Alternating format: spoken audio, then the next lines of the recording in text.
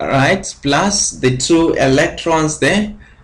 We are going to form the lead sulfate solid plus water liquid. And then the electrode potential for this particular reaction itself is equal to plus 1,69 volts. As the cell discharges, we see too that the reaction uses up the sulfuric acid and it is going to actually produce water. As a result, the density of the electrolyte decreases.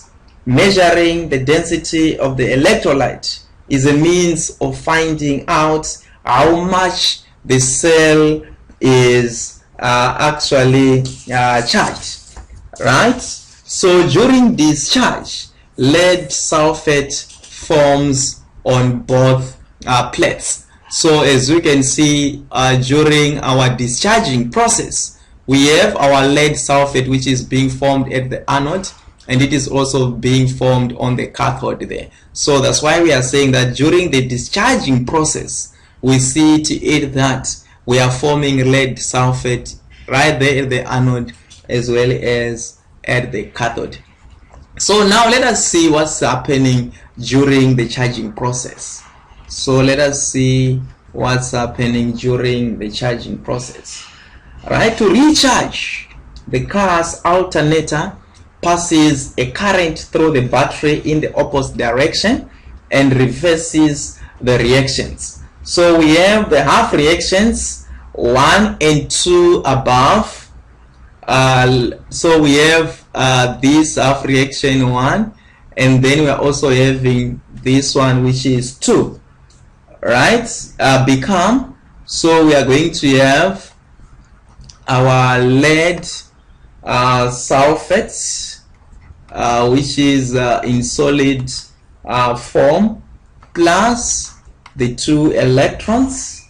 We are going to form lead solid plus the sulfate ion in aqueous form. As you can see, we are adding electrons there. This one is a reduction reaction which is actually taking place at the cathode, right? So now if we are going to actually see what's happening, so this one is actually happening at the cathode, right? And then now we have the other one which is actually happening at the anode. We see to it that our lead sulfate in solid form plus our water in liquid form will give us lead oxide. Here there is a 2 there. So we have lead oxide in solid form plus the 4 hydrogen ions in aqueous form plus the sulfate ions, right, in aqueous form, right, plus the 2 electrons.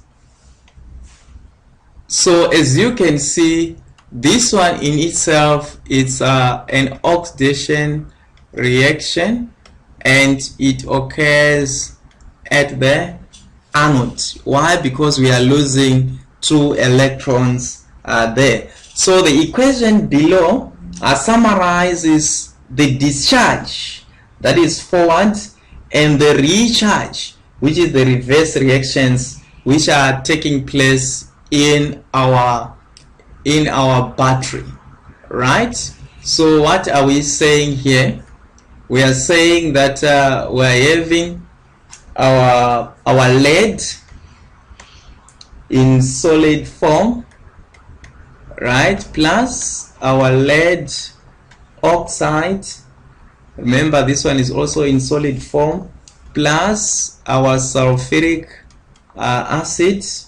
Then here we're having our forward reaction there, which is a discharge process, and the backward reaction there is the recharging process.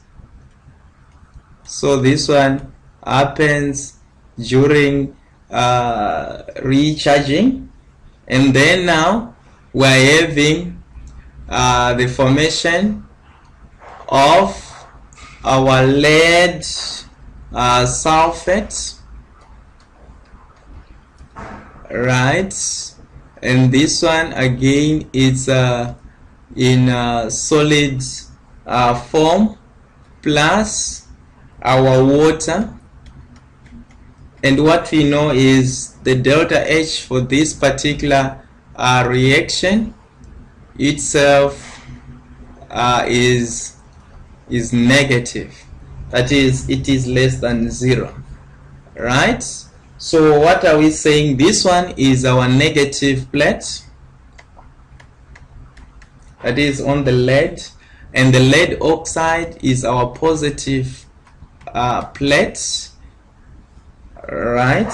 And then at the end of the day, we see to that we have summarized what's happening on our anode and what's happening on our cathode. So this one is an overall reaction which is actually taking place during recharging and discharging, right?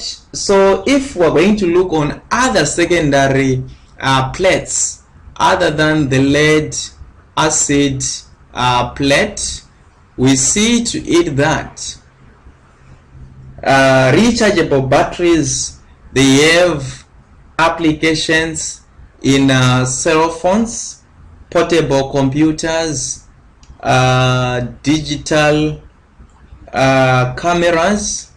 We can also have a lot of these particular rechargeable batteries which we have, right?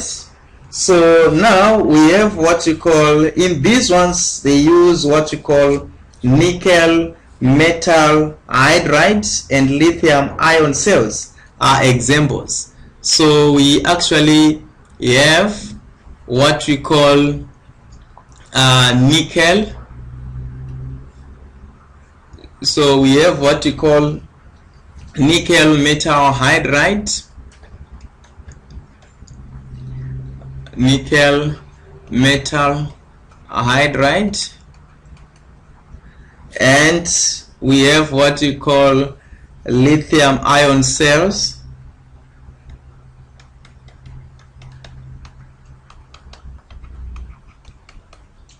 Are examples that meet the need.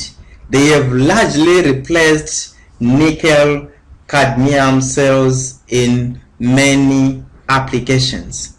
So we have seen that they have replaced what we call the nickel cadmium cells in many applications. Why? Just because the cadmium there, which is there in nickel cadmium cells, is a highly poisonous. That's why they have been replaced. So with this, I actually want to thank you for listening on the batteries. This one is the end of our lessons on batteries. What is left now is for us to stay tuned for examination type questions which are on the batteries. So thank you. Stay tuned for these particular examination type questions.